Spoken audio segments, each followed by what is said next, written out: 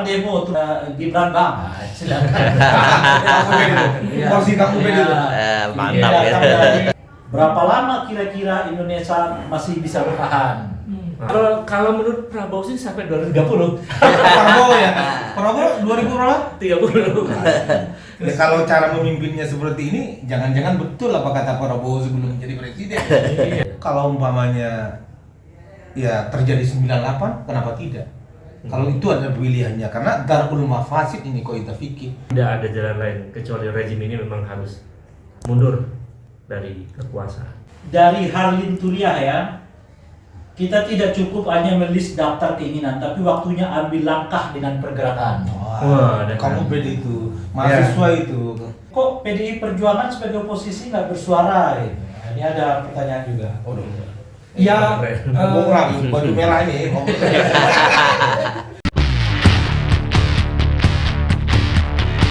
Satu-satu ya saya akan lihat dulu. Banyak ya? Banyak sekali nih. Dari atas dulu ya. Semoga baik. Kapan demo tuh Gibran Bang? Nah, silakan. Porsi kamu beda. Mantap Ini ya. datang dari duta ya, duta. Kapan demo itu? Balasnya yang Jadi- cepat-cepat aja karena banyak pertanyaan nih Bu. Oh ya, ayo kita bareng-bareng. Bareng-bareng itu. Jadi karena sebetulnya Tapi- kan syarat-syarat untuk menjatuhnya atau melakukan impeachment terhadap presiden maupun wapres karena kesalahannya ada kasus korupsi, pelanggaran hukum, lalu berkhianat gitu, atau melakukan tindakan asusila, misalnya tiba-tiba ketemu ada konsumsi narkoba misalnya itu bisa itu pelanggaran hukum sekaligus perilaku asusila kan. Jadi memang memerlukan bukti-bukti untuk membuat presiden atau wapres itu di impeachment. Kalau ada bukti yang cukup, sangat memungkinkan proses impeachment itu dilakukan. Saya kira itu ya. Tapi kalau nanti pada waktunya kemudian ada bukti hukum, lalu ada proses gerakan untuk melakukan impeachment, ya tentu kita tidak mungkin sendiri, pasti bersama-sama penonton juga ya, untuk menyelamatkan Republik. Saya kira itu ya. Oke, Boleh. seterusnya berapa lama kira-kira Indonesia masih bisa bertahan? Nah, berapa Cak? Kalau menurut Prabowo sih sampai 2030. Prabowo ya. Prabowo 2000 berapa? 30. Ya, kalau cara memimpinnya seperti ini, jangan-jangan betul apa kata Prabowo sebelum menjadi presiden. Iya. Jadi ternyata memang tanda-tanda untuk membuat negara ini bubar sebetulnya mulai kelihatan, tapi kita nggak ingin negeri ini bubar ya. Tapi pemimpinnya harus dikoreksi. Jadi hukum tertinggi itu adalah keselamatan rakyat. Kalau kemudian kekuasaan ini tidak menyelamatkan bangsa ini, justru membawa ke arah kehancuran, maka hukum tertingginya itu adalah kehendak rakyat. Iya. Kalau umpamanya ya terjadi 98, kenapa tidak? Kalau itu ada pilihannya, karena darul mafasid ini kok kita fikir mengutamakan, mendahulukan, mencegah kemungkaran, kerusakan lebih diutamakan ketimbang menarik kemaslahatan. Jadi kalau ini kira-kira kalau kekuasaan ini terus tidak jelas arahnya, ya tidak ada jalan lain. Maka hukum tertinggi adalah Suara rakyat. hukum tertinggi itu adalah Kehendak keselamatan rakyat. rakyat. Keselamatan rakyat. Apa Itu istilah salah. salus populi? Salus populi Suprema lex. supreme lex. Jadi- Jadi itu hukum tertingginya. Oh, iya. Hukum konstitusi, jadi hukum konstitusi yang hidup di masyarakat itulah yang menjadi sumber. Jadi kita jangan terlalu terpaku terhadap norma-norma formal impeachment dalam Undang-Undang Dasar 45 itu formalnya begitu, tapi demi keselamatan bangsa ini dan rakyat ini, bangsa dan negara, maka apapun yang kita lakukan demi bangsa itulah hukum tertinggi. Misalnya negara sudah kacau, gitu ya. Korupsi merajalela, tindakan represi luar biasa. Kemudian Sistem negara digadaikan kepada asing. Negara sudah kehilangan kedaulatan. Teriak-teriak anti asing, negara diserahkan ke asing gitu. Tahu, orang dekatnya orang asing ya. Iya. Maka dalam situasi yang begitu darurat, Salus populi. salus populi, di mana kedaulatan Supreme. rakyat adalah hukum tertinggi. Dan rakyat berkehendak, kalau tiba-tiba nih misalnya ada tiba-tiba kita bersama-sama ke istana atau ke DPR, lalu dari 100.000, 200.000 sampai 1 juta, 2 juta, 3 juta dan seterusnya, tidak ada jalan lain kecuali rezim ini memang harus mundur dari kekuasaan. Karena rakyat menghendaki mereka dihukum, dihentikan, dan kemudian rakyat ingin membangun new hope, harapan baru agar kemudian Indonesia selamat dari jurang kehancuran. Saya kira perspektif konstitusional, karena rakyat adalah pemegang kedaulatan. Karena konstitusi juga menyebutkan bahwa kedaulatan berada di tangan rakyat. Jadi rakyat berdaulat yang seharusnya menentukan bagaimana bangsa ini berjalan. Tapi Itu pertanyaan lain apa itu? silakan, dengar gitu. Kayaknya banyak. Banyak. Justru banyak ini. Kita tidak cukup dari Harlin Turiah ya. Kita tidak cukup hanya melis daftar keinginan, tapi waktunya ambil langkah dengan pergerakan. Wah, Kamu beda itu, mahasiswa itu. Jadi, Dosen banyak mahasiswa kan, kamu beda. jadi sebetulnya gerakan sosial besar itu akan muncul ketika ada kehendak kolektif. Jadi ada kesadaran kolektif yang berkembang karena proses epistemik yang meluas di tengah masyarakat, sehingga kesadaran kolektif yang tinggi itu kemudian membangun soliditas, entitas, dan gerakan pasti muncul.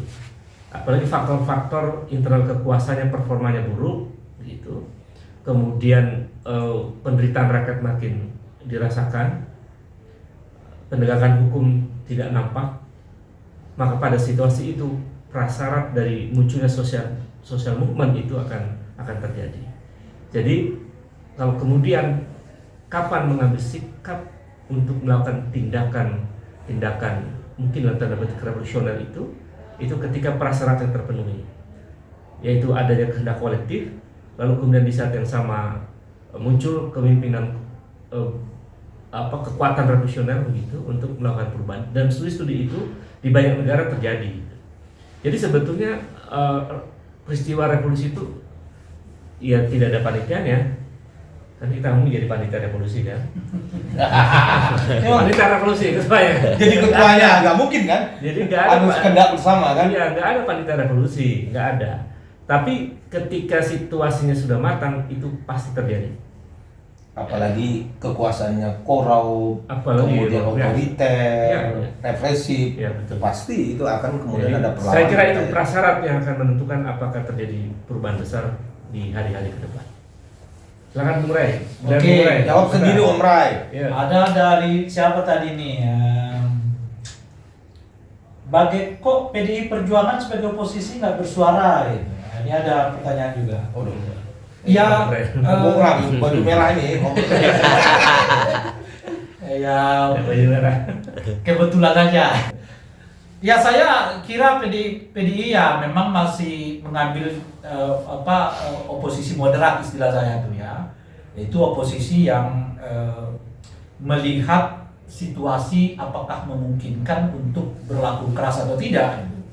Sebab kalau misalnya PDI keluar dengan sikap yang lalu konfrontatif, boleh jadi justru pada tingkat tertentu bisa mengalihkan substansi dari persoalan, karena memang seperti kita ketahui ya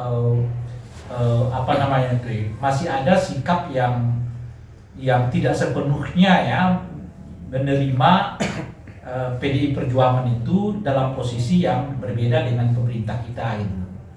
Nah, jadi dalam bahasa yang lain itu mungkin PDI Perjuangan sedang menimbang apakah justru ketika mereka bersuara keras itu justru akan dapat mengangkat substansi, atau sebaliknya justru akan membuat posisi pemerintah ya makin menguat, bukan karena substansinya tapi karena pilihan-pilihan politiknya itu. Misalnya masyarakat ya kalau PDI yang ini PDI yang teriak ya kita sih ikut pemerintahnya aja, misalnya begitu tuh cara pandangnya begitu. Jadi nggak dilihat substansinya tapi dilihat blok politiknya kayak apa gitu. Nah itu mungkin. Tapi saya kira PDI Perjuangan pada waktu-waktu yang akan datang akan boleh jadi ya mengambil sikap yang lebih tegas, lebih keras gitu. Dan itu bukan gejala PDI Perjuangan menurut saya, bahkan itu boleh jadi gejala dari partai-partai gitu ya, yang memperlihatkan sikap mereka yang mungkin boleh jadi agak berbeda, karena khususnya nanti ya 2027 itu saya sebut sebagai era politik identitas gitu, tapi bukan identitasnya yang negatif ya, misalnya bukan berhubungan dengan SARA, tapi mereka membutuhkan popularitas gitu. Nah karena itulah mereka harus keluar. Kalau mereka kelihatan tetap bersama dengan bagian dari Pak Prabowo, nggak ada yang bisa dibedakan dari mereka, dan itu sudah terkonfirmasi di dalam survei, pada akhirnya akan membuat nama mereka itu terpuruk di jejakat pemilu gitu. Nah oleh karena itu ya mungkin 2027 akan ada aktivitas-aktivitas partai, bukan hanya mereka yang berada di dalam, bahkan yang di luar, bahkan yang di dalam pun akan membuat kebijakan-kebijakan yang boleh jadi berbeda, bukan bertentangan, yang berbeda dengan pemerintahan Pak Prabowo gitu. Nah ininya ya pandangan kita itu. Nah seterusnya ada dari Bung siapa tadi nih ya. Kalau perjanjian BOP ini ya, auditor namanya di sini ya, dari auditor, bro, kalau ada info BOP ini lembaga private-nya Trump, jika betul, apakah itu tidak bertentangan dengan konstitusi kita? Nah, silakan. Bung Wakil juga tuh. Iya, Bung. Apa itu? BOP bertentangan dengan konstitusi. Kalau benar BOP ini lembaga private, apakah itu tidak bertentangan dengan konstitusi kita? Iya, kan gini, kalau ada perjanjian internasional pertama itu normanya itu dalam konstitusi harus ada persetujuan DPR. DPR nggak pernah diajak terlibat kan, kita nggak pernah mendengar perdebatan tentang masuk BOP atau enggak kan gitu kan. Kemudian DPR-nya kan diam saja. Memang DPR-nya itu kayak Orde Baru juga ini Om Rai. Duduk, diam, duit gitu. Yang penting ada duitnya gitu. Ini yang terjadi. Jadi kayak nyanyi Iwan Fals juga. Makanya ini suasananya kayak menjelang 98 kalau seperti ini. Ada persoalan nggak berani ngomong. Ada teman saya yang di DPR itu, kenapa sih nggak pernah mau ngomong dikit, kita dipanggil sama pimpinan fraksi katanya gitu. Jadi semua takut. Yang penting ya duduk, diam, duit. Ya hampir mirip masa-masa Orde Baru. Oleh karena itu saya katakan tadi, kalau tanpa ada persetujuan DPR yang merupakan perwakilan penjelmaan dari rakyat, aspirasi rakyat, ya jelas bertentangan dengan konstitusi. Apalagi duduk bareng dengan satu meja dengan penjahat genosida, membunuh anak-anak wanita Palestina gitu kan, Netanyahu di situ. Jelas-jelas tentunya bertentangan dengan prinsip-prinsip pembukaan Undang-Undang Dasar 45. Bahwa penjajahan di atas dunia harus dihapuskan bla bla bla. Ini jelas para pendiri bangsa kita, kalau itu semuanya dilanggar oleh tentunya para pendiri bangsa kita sedang menangis di alam kubur sana terhadap perilaku gegabah oleh presiden ini. Oleh karena itu mudah-mudahan setelah udah sampai Indonesia langsung sadar, karena ini harus diratifikasi juga perjanjian internasional. Ada waktu sampai Mei baru berlaku. Oleh karena itu harus dikoreksi, masih ada waktu koreksi, apalagi ada putusan Supreme Court Amerika, Mahkamah Agung Amerika, bahwa itu tidak sah pemberlakuan tarif itu yang seenaknya oleh Trump. Oleh karena itu saya kira ke depan Presiden Prabowo harus diminta penjelasan tentang perjanjian dengan Amerika tentang masuknya BOP oleh DPR. Bisa digunakan hak interpretasi atau hak meminta pendapat dan sebagainya. Jadi minta penjelasan terhadap presiden, hak interpelasi terhadap presiden. Oleh karena itu saya kira ini kesempatan DPR menjadi betul-betul wakil rakyat. Tapi saya khawatir ini nggak yakin terhadap presiden sekarang. Saya nggak yakin ya. Oleh karena itu ini ya bagaimana kita yakin memang partai berkuasa bagian dari presiden. Iya. Kan ada sikap kritis. Kan fungsi DPR itu tetap dia fungsi parlemen, harus berbicara tentang kehendak rakyat. Jangan hanya diam seperti ini, duduk diam dan duit kayak zaman Orde Baru. Karena kalau ini seperti ini yang terjadi, maka aspirasi jalanan yang akan berkembang. Aspirasi jalanan. Jadi kalau tidak tersalurkan, ini penting. Jadi kalau aspirasi tersumbat, aspirasi aktivis, aspirasi mahasiswa, aspirasi rakyat kebanyakan itu tersumbat, tidak tersalurkan, DPR tidak berfungsi, maka hukum jalanan yang berbicara. Itu dalam sejarah berulang-ulang, entah itu di Nepal, di Bangladesh sana, kemudian di mana-mana itu yang terjadi. Dan kita gak berendak gitu. Mudah-mudahan Pak Prabowo ini segera memperbaiki, jangan kemudian berubah-ubah gitu loh. Jangan kemudian paginya kebijakannya lain, sorenya lain. Jadi kita harus konsisten akan dibawa kemana bangsa ini. Jangan kita seolah-olah terlalu berperan di internasional, tapi kemudian rakyat Palestina itu kan nggak diajak ngomong. Masa depan rakyat Gaza itu seperti apa, nggak diajak ngomong di BOP. Semuanya tergantung Trump kan. Percaya sama Trump kamu Bet? Percaya sama Netanyahu. Jadi saya sama Tuhan ya susah kita ini. Jadi kalau terus begini ya kita tidak ada harapan kan. Jadi betul itu ya. DPR kita ini mengalami disfungsi.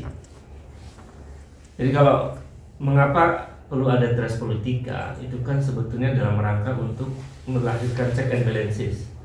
DPR itu selain fungsi legislasi, ada fungsi pengawasan. Nah, yang terjadi terakhir-terakhir ini, bahkan selama 10 tahun terakhir, itu fungsi pengawasannya sangat minimal, bahkan tidak ada. Jadi sebetulnya DPR sedang mengalami disfungsi. Ketika dress politika itu tidak berfungsi, maka kekuatan di luar parlemen yang memungkinkan akan muncul di tengah situasi mandeknya fungsi DPR. Jadi, tapi kita ingin dorong nih, bagaimana kemudian DPR mesti bersikap, panggil aja presiden, interpelasi, lakukan hak untuk bertanya pada DPR, hak meminta keterangan, ya. Ada hak interpelasi di situ. Bagaimana asal muasalnya kenapa saudara Prabowo ujuk-ujuk tanda tangan perjanjian itu? Ujung-ujung tanpa BOP kan kemudian tanda tangan ada BOP, ada perjanjian. Jadi itu semua perlu ada pertanggungjawaban konstitusionalnya. Jadi DPR punya kewajiban konstitusional untuk memanggil presiden. Dan dijelaskan secara terbuka, rakyat kan bisa mendengar penjelasan. Itu harus terbuka agar rakyat tahu, rakyat adalah pemilik kedaulatan, punya hak untuk mendengarkan apa penjelasan presiden. Jangan diam-diam, apalagi pertemuan rahasia dengan DPR ya kan. Iya, itu tidak dibenarkan. Jadi memang DPR harus bersuara ini. Kalau tidak bersuara, ini tanda-tanda memang Indonesia akan menuju ke jurang. Saya kira itu.